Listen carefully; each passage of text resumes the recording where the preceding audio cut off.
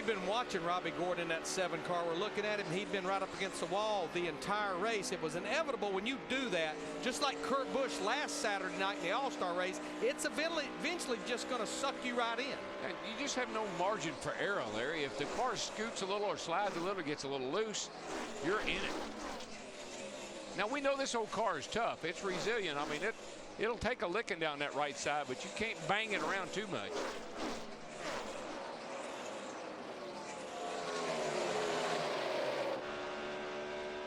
You see all that work to get past the lap cars has brought the FedEx Toyota up into that group. Denny Hamlin in the 11, right with Jimmy Johnson.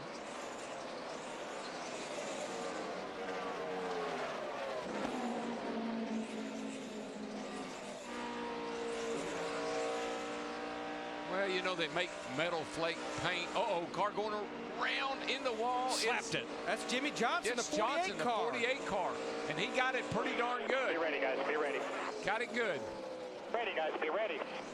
Sparks from Denny Hamlin. And Hamlin's got a problem. I think maybe he got together with the 48 car. The caution is out. Maybe cut a tire down. So this caution will be a big break for both these guys. I think we're going to find out that Mr. Johnson's not very happy here with the 11 car.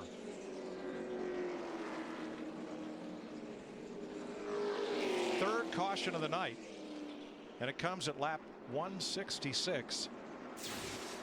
Let's see what happens. What here. happens? Here comes the 48. He just gets loose right here, smacks the fence, and that puts the 11 car into the grass.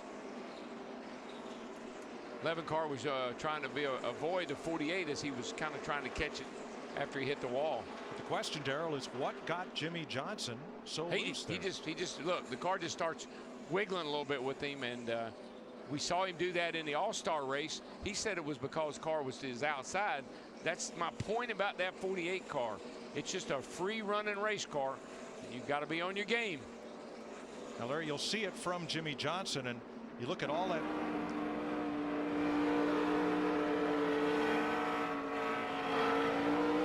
You can hear the RPM go up there, then you can hear him hit the wall.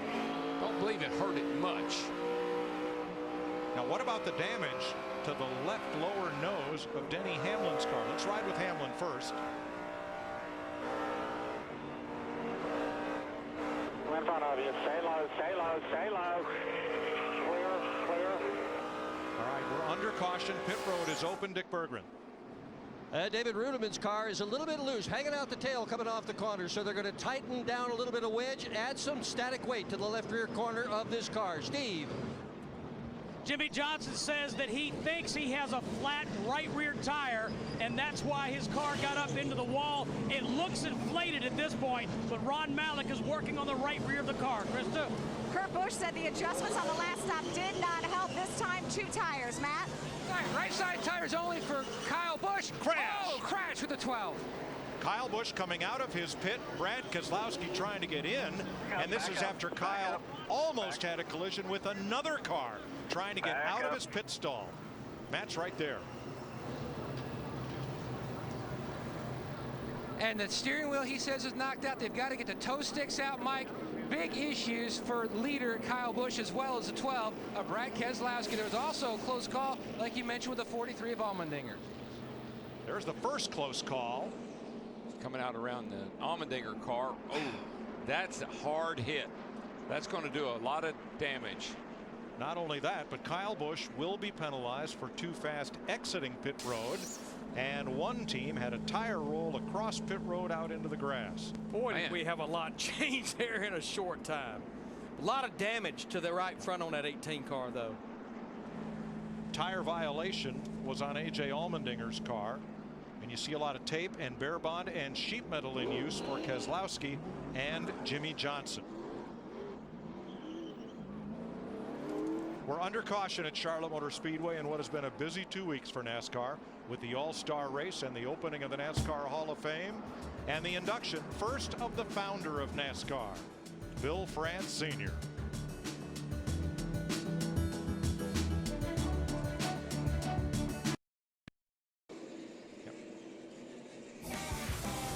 Pit stops completed. We're under the third caution of the night, and what a mess.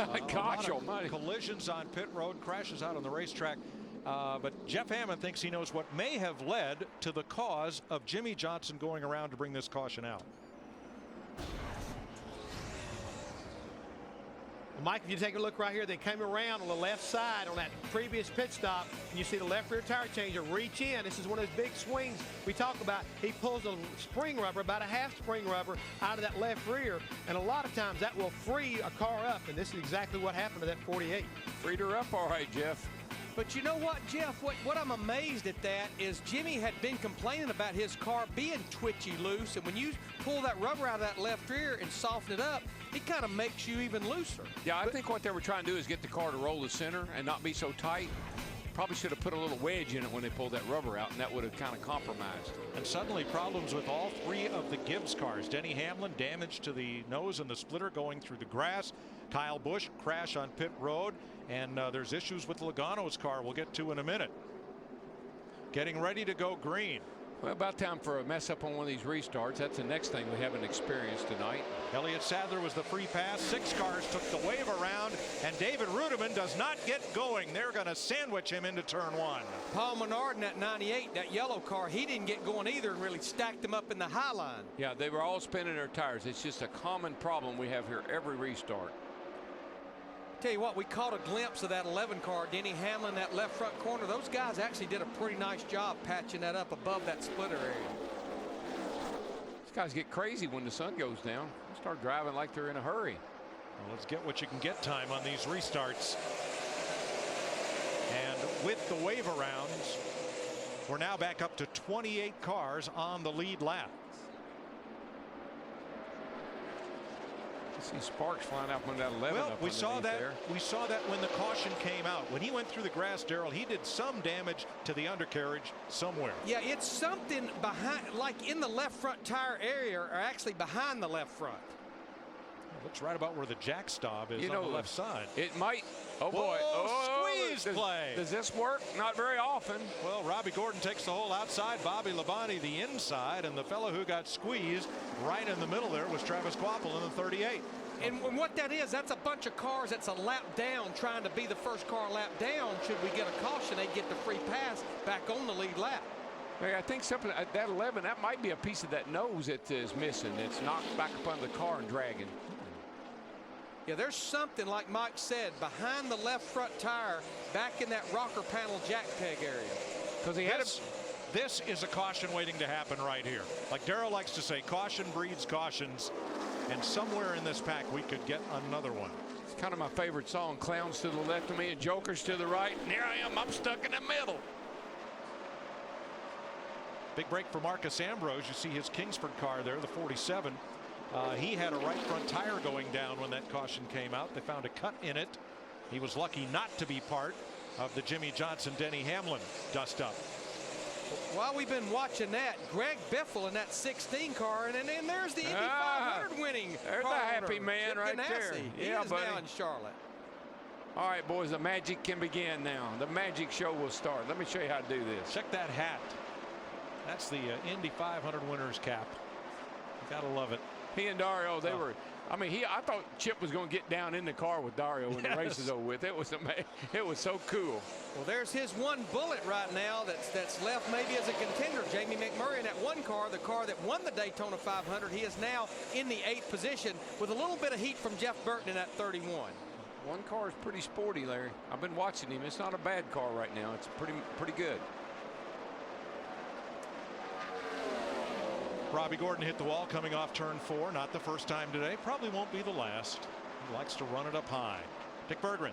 With Chip Ganassi, congratulations on an Indy 500 win. How do you feel tonight? I'll tell you, it's unbelievable. I mean, it hasn't really sunk in yet. I heard we have good cars down here. That's why I came down. I guess Juan's had a little problem, but Jamie's going pretty good. He sure is. Thank you and congratulations. Great. Thank you very much. As a young man, Chip Ganassi raced in the Indianapolis 500. Came up out of open wheel sports car racing and got to race at Indy. Yeah, he told me as a driver, he makes a really good owner. He learned the hard way.